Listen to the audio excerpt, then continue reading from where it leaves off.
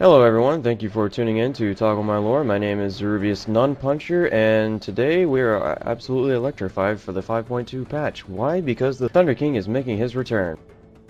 I'm Alistair, also known as Nick. I'll be your lore correspondent for tonight. And I'm Valhaldus Whitemane. Welcome to Jackass, also known as Chris. I'll cover PvP, I guess. Yes, PvP. Alright, so to start off, the Thunder King is making his return due to the Zandalari trolls resurrecting him. Let's see here. For my information, he is the first ruler of the Mogu, and he is one of the first Mogu to truly unite his people. When he learned of the Mantid threat, he saw inspiration for what his people could be, and united his people under his leadership and sealed them off by constructing the Serpent Shrine. He managed to do this by manipulating the fear of the Mantid in his people and seized full potential of his position and formed a vast army along with securing his entire empire. So, what are you guys' thoughts? Well, first I wanna cover up. Wasn't there a quest line where you watched the Zandalari take the Thunder King out of his tomb? Yep. In 5.0, what was it, in Jade Forest? I'm thinking? Kunlai. Kunlai, thank you, yes. If the name sounds familiar, Thunder King, you do the quest chain through Kunlai and you'll find out that the Zandalari take his casket from his tomb. And it's a pretty interesting quest line. Way to start off. And Drew, it's the Serpent Spine, not Shrine. Oh, right, sorry. Well, fuck. Well, Serpent's Shrine. There. I'll just cut that into the audio somewhere where I made a mistake. You still said Shrine. I said spine. You said Shrine. I said spine where I said shrine. Anyway, whatever. Realizing that he would need a leap of power to not only match the Mantids, but to apply their ideals, he sought out an ancient artifact. Using this relic, he was able to truly secure his leadership amongst the Mogu populace. It's supposed he climbed his way to the top in rival Mogu clans by using his mysterious artifact taken from the Mogushan vaults. He had the vault created when he found this artifact, and its secrets are supposedly Titan in origin.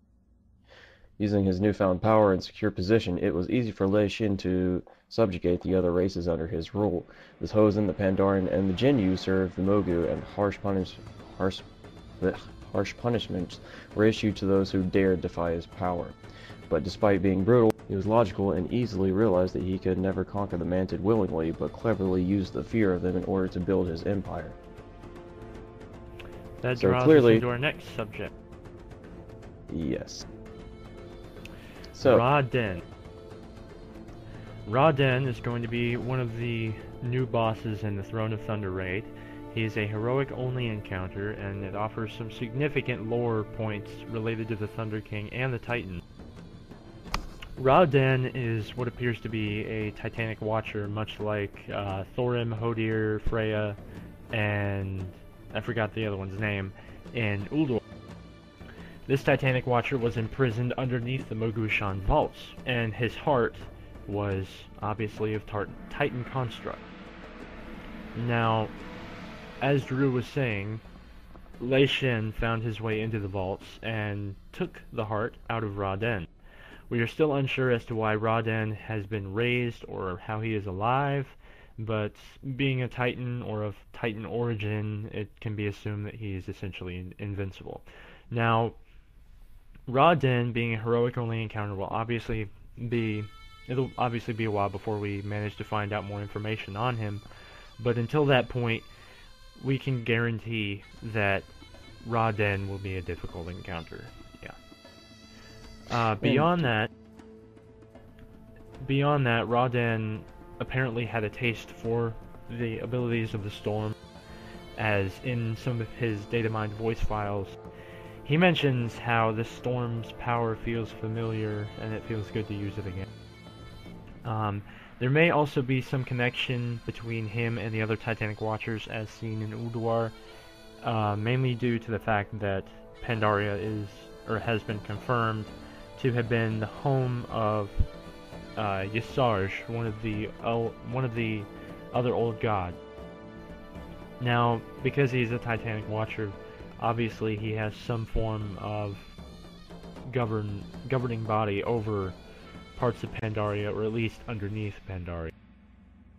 This is speculation, but beyond that, I can't really say until I have more information. Drew, do you have anything else to add? Yes. Yes. As you can tell from his model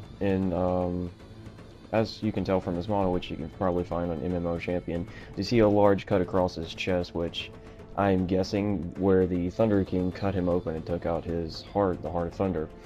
I'm guessing he would be able to survive since, you know, he's a Titanic Watcher, and, you know, I feel that he was kept alive through imprisonment, that, you know, Lei'Shen put him in. Let's see. Maybe from what I'm guessing, he could have extracted information from, you know, Rawdon, because, you know, he was a Titanic Watcher, and maybe that is why he was able to create a device called the Divine Bell, which is a bell created from the, quote, flesh of the makers, end quote. And whenever it was rung, it stirred great hatred and violence into the soldiers in his army, and it harvested the powers of the Shah, making them, you know, complete juggernauts.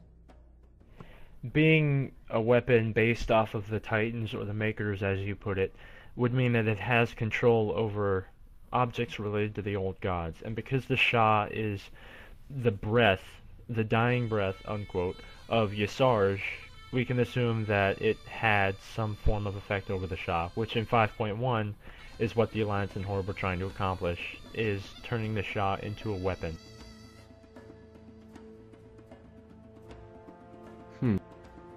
And I'd also like to draw I'd also like to draw attention of why Rawdon is in Pandaria in the first place. As you can recall, or for those who can't, in Ulduar there was several Titanic Watchers there guarding Yogg-Saron, and when they were destroyed, he was able to begin manifesting his powers, in my theory, but not to its full potential, which why he could be destroyed temporarily. If you come to think of it, Rawdon is right now the only Titanic Watcher in Pandaria. There are probably others that we haven't found yet, but it, you know, draws my attention to that there may be a force more, you know, darker in, what's the word I'm looking for? Darker in origin than, you know, we realize. In his data files, he mentions a yawning chasm of darkness that lurks beneath you mortals, vast, endless, and all-consuming. I do not believe you can correct this doomed course, but you have earned the right to try. Farewell. I'm guessing he's mentioning Azeroth, the old god trapped in the planet itself. And as to what happens to him after that encounter, it doesn't say, he just says farewell. Now this voice line plays right after you defeat him in the heroic Throne of Thunder raid.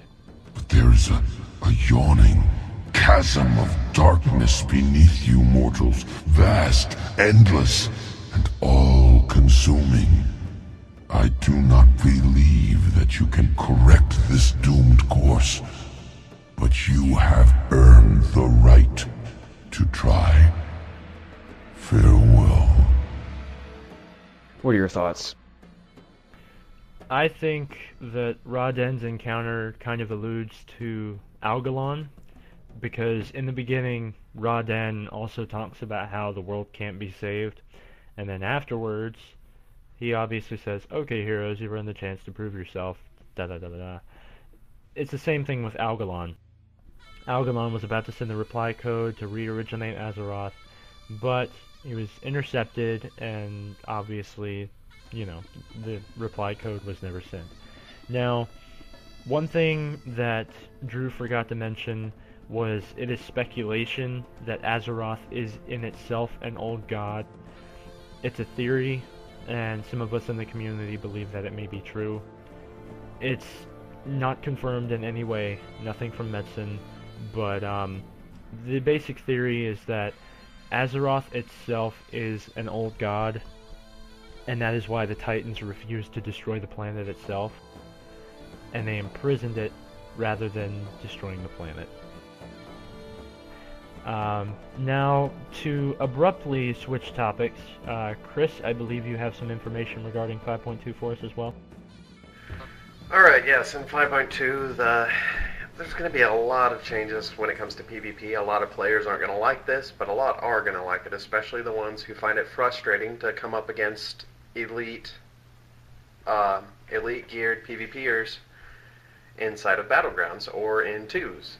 Because as you all know, you need a 2,200 rating in 3s or 5s to be able to purchase elites gear at this moment in time. But that 202 rating, or 2,200 rating, will be removed for all the PvP gear. And as it stands right now, they're just going to make it a minimum of 27,000 conquest points have been earned. Then you can buy the Tyrannical Gladiator gear, which is basically going to be the Season 14 Elite? Yes. Also, the gear will be available in 4 tiers. The Crafted Dreadful Gladiator, which is crafted, obviously. The item level 476 Malevolent Gladiator, which all you know now is the Conquest gear at this point.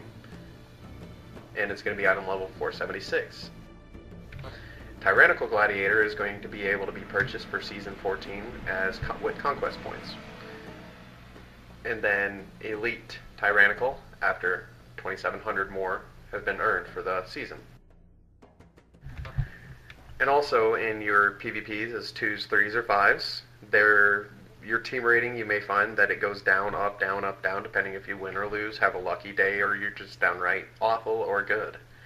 The team rating will now gradually increase during the season for the teams and players that continue to compete in the PvP. So as long as you keep competing, your team rating is going to go up instead of down. Also, if 5.3 comes by or close to it, players in 5.3 will not need to meet the seasonal currency requirement to purchase conquest point weapons. So later on in the season, you don't need to get a certain amount of conquest points for that season to buy the weapons.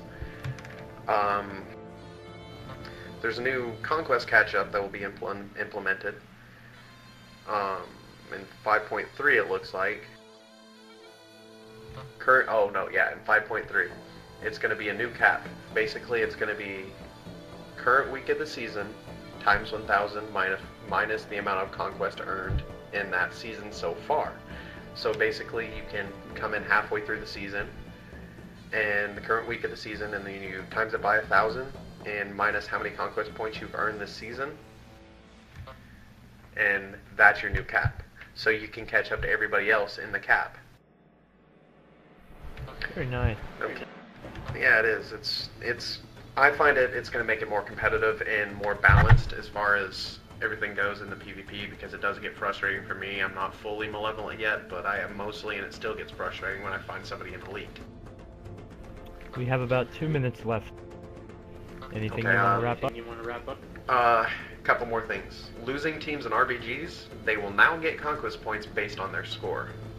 And it's going to be up to 200 for a very close game, so conquest points are going to be a little bit easier to go by, which I do not really agree with that whatsoever. Season 13 weapons for casters will cost a little bit less than before, while offhand cost a little bit more than before. Also, Malevolent PvP gear in 5.2 will be item level 476 instead, and will cost honor points. Players that have already purchased gear from this season as Malevolent Gladiator will keep the item level 483 version. So if you already have Malevolent gear, it will not be knocked down. Excellent. And I think that wraps everything up. Drew, do you have any closing statements? Yes, thank you guys for listening, all who are out there. If you really enjoy the channel, it really helps it to, like, comment, and subscribe. If you guys would like for us to talk about, different subjects in the future, just leave a comment below. If you have any inputs of, how to help us get better at, providing you guys with news, lore theories, etc. Just leave a comment below, and we really thank you for your support and hope you enjoy our content. Alright, I'm Zervius Puncher. I'm Alistair. Another thing, share our video if you like it and get it out there. It gets more people going, and then you guys can see more content faster. Thank you, Love guys. you guys. Have a good night. Have a good night.